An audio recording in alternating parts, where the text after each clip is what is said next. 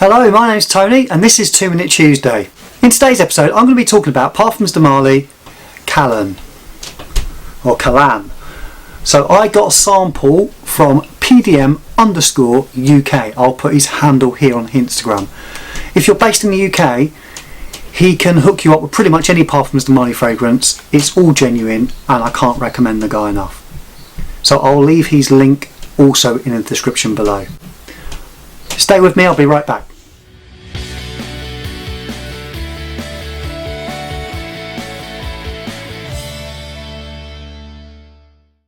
So this is one of Parfums De Marly's latest releases, and it was released in 2019, so last year. It's the one that comes in the lovely red bottle, which I'll put here. So gorgeous presentation, as always, from Parfums De Marly. Let's run through some of the notes with you. So in the top we have blood orange, black pepper and spices. In the mid we have lavender and orange blossom. And in the base we have white sandalwood, moss, woody notes, tonka and amber. So what's the fragrance like? So I've seen this compared a lot to Baccarat Rouge 540. I get a tiny bit of that association, and that comes from the woody notes in it. There is none of the candy flossy sweetness that you get in BR 540 though. So there is a tiny bit of sweetness of this in the opening, and I think that does come from the blood orange. I don't get any of the floralness that you would get from orange blossom usually. There is, to me, to my nose, no florals in this at all.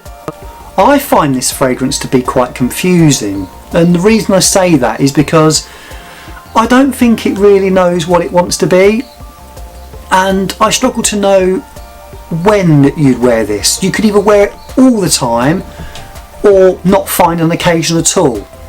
I hope that makes sense.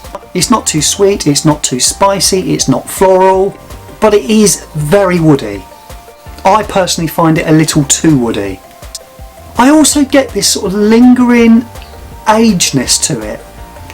So a little bit of dirtiness, and I think that comes from, it's sort of a little bit almost oody, but I think it's actually coming from the moss because it's quite earthy. And throughout the whole wearing that never really goes away. A little too dirty for me. And yes, that's possible. I find it also slightly synthetic, but very strangely you can really tell the quality of the ingredients used at the same time. So I know that might not make sense to you, but the synthetic but the quality goes hand in hand, which is a bit bizarre. Performance. The performance is excellent. It really does project quite well.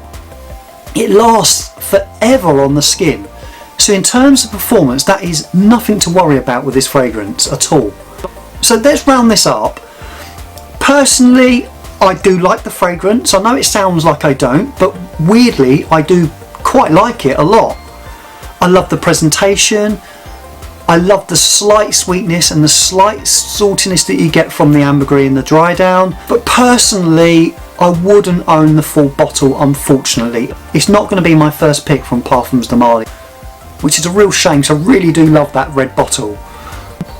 Like I said, I personally quite like it, but not enough for me to own a full bottle.